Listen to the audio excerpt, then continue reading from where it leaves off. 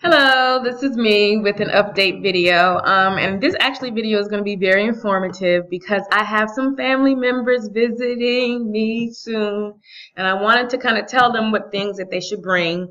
And so I was going to type up this long email, but then I think people like to watch a video. So for any of the family members and friends who are planning to visit me, these are some things that you should know before you visit me in Korea. Just some tips to help make this trip more memorable and easier to maneuver. Six things. Number one, you are going to be walking a lot. And when I say a lot, I'm not talking about like up hills and mountains and things of that sort, but more so than you would normally walk on an average day in the United States. You are a tourist and you do not have your own transportation. And even in Korea, transportation is really easy, but for a commuter as well visiting. So you're going to be walking a lot. Sometimes it's going to be crowded, sometimes it's not. Even if you say, oh, I'm taking the subway, so I'm not going to walk a lot. Sometimes to get from one subway to the next station, you're going to have to walk a lot. So just be prepared to walk. Bring some comfortable shoes. You don't have to bring like orthopedic shoes, but make sure you bring some shoes and that you're prepared to walk because they walk a lot. Second thing, airplane mode the entire time. You know, when you're traveling on the airplane, they say put your phone in airplane mode. Well, put your phone in airplane mode and keep it in airplane mode until you return back to the United States, because there is no Sprint, there's no AT&T, there's no Verizon, there's no T-Mobile in Korea. So you will be either paying roaming charges by getting on someone else's network, or you won't be able to connect. And so just turn your phone on airplane mode. The great thing about airplane mode is you can still use Wi-Fi, you can still use the GPS as well. So definitely keep your phone on airplane mode. And if you know you're going to be using a lot of, you want to be able to call people, you can, well, you're only going to be visiting. So yeah, there's an option where you can switch out SIM cards, but it's not worth it for just the week that you're going to be here. People who are visiting me, I have Vonage. So in my home, I have a phone that will call the United States very easily as if it was in the United States. So you can always keep in contact with family and friends in the United States by using my phone, home phone from Vonage, okay? Life-saving apps. Okay, this is what I suggest you download before you come to Korea, just so that and try it out before you come to Korea. First one is Kakao. This is a messaging app. There's other free ones, but this is the one that I use a lot. You can look someone up based off their phone number, but the great thing is it operates entirely on Wi-Fi, so you can text message someone with Kakao, and you can also call them and have a phone conversation all free with Kakao using the Wi-Fi, but still.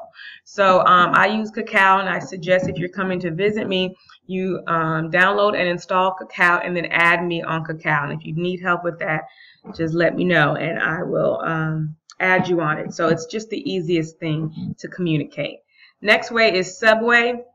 The next app is Subway, which is also named Jihachul in the App Store if you're in Korea, but it's the Subway app in the App Store and looks something like this.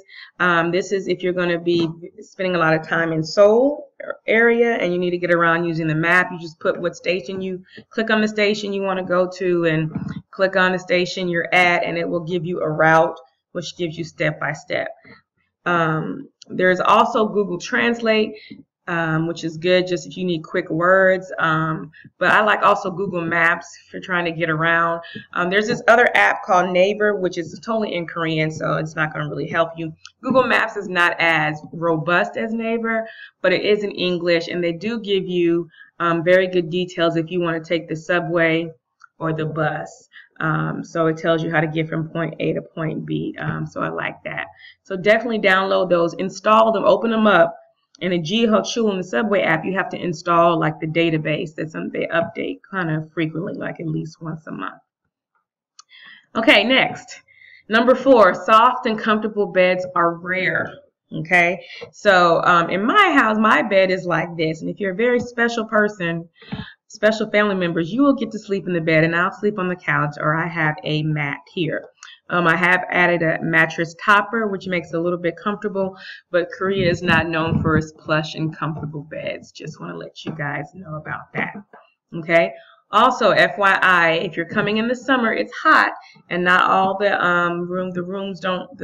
apartments really don't have central air. So I do have an air conditioning unit, and I have fans. The air conditioning unit is only for one room, so hopefully you're lucky enough to get that room. Number 5, shoes off when inside.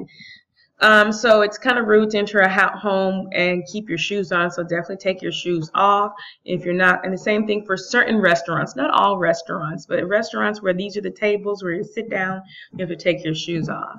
If you're not comfortable with that, then wear socks. They sell really cute socks and cheap socks here in Korea. Also, you might want to bring some slippers to walk around someone's house. If you're staying there, you can, of course, walk around in my house without your shoes on, or if you want to use slippers. But the owners of my apartment prefer that we do not use shoes inside the house, and so I don't have a problem with that. So just want to let you guys know. And last but not least, how to deal with money and currency. Well, first of all, the current, as of the 18th, which is when I'm making this video, the currency between the US dollar is strong. So the currency bills in Korean are called won, W-O-N, not one, but won.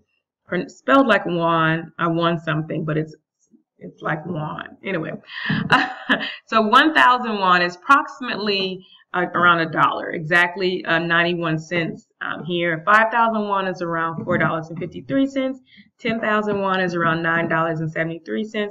And 50,000 won is around $45. There's a currency app that I like called XE, just xe.com, that you might want to download to help figure you out the currency and what some items costs. Okay, so some tips about the money and the currency. If you're traveling, tell your bank and credit card company that you're traveling so they won't like put a lock on your account. Sometimes if you make international transactions, they may waive them if you're just going to be traveling internationally for a little bit, those fees that come with it. You can use the ATMs here, but your bank will charge you at least $5 per transaction. I don't care if you're getting out 10,000 won, which is around $10, or a million won, which is around $1,000. You're still going to have to pay at least $5 per transaction, in addition to what you're withdrawing from the ATM. Number 3, it's cheaper to convert money while in the country you're going to be using it. So don't try and get some Korean won before you come to Korea. As soon as you get off the plane, before you leave the airport, there are money exchanging places, and they do a pretty good job. They're not going to rip you off. You're not going to get the exact amount, but it's not going to be like a big rip off. The only other way you could get money is at a bank, but I don't know if you need to be an actual customer. So just FYI about that. Okay, one of the things I did forget, I know I said there would be 6 things, but this is one thing, is that coffee shops and stores don't open early, okay? Which means that if you can find a coffee shop that opens up before 9, you're lucky, but most of them open up around 9:30, 10. Grocery stores don't open up until about 10:30, 11:30. They do have some convenience stores like CVS for you, I call it, but it's really the CU, GS25, things like that. They're open pretty early and they stay open pretty late, but they are like convenience stores, so you can't necessarily get everything. So just FYI, breakfast really isn't a big thing here, so the only store that opens up early for breakfast is like Dunkin' Donuts and Subway, go figure.